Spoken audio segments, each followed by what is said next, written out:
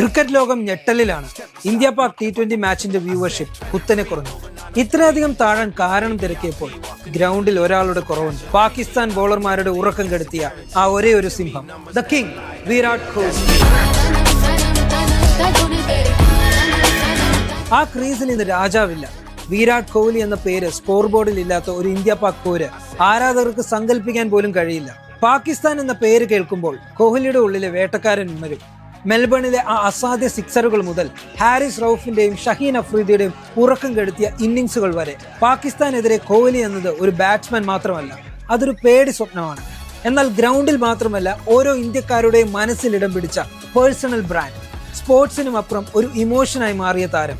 ഇന്ത്യയിൽ നിന്ന് ആഗോളതലത്തിൽ ഇത്രയേറെ സ്വാധീനമുള്ള ഒരേ ഒരു കായിക താരം, the one and only king Kohli, the OG influencer.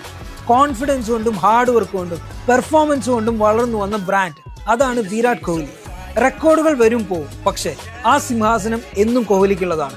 നിങ്ങൾക്ക് വിരാട് കോഹ്ലിയുടെ ഏറ്റവും പ്രിയപ്പെട്ട ഇന്നിംഗ്സ് ഏതാണ്? താഴെ കമന്റ് ചെയ്യും.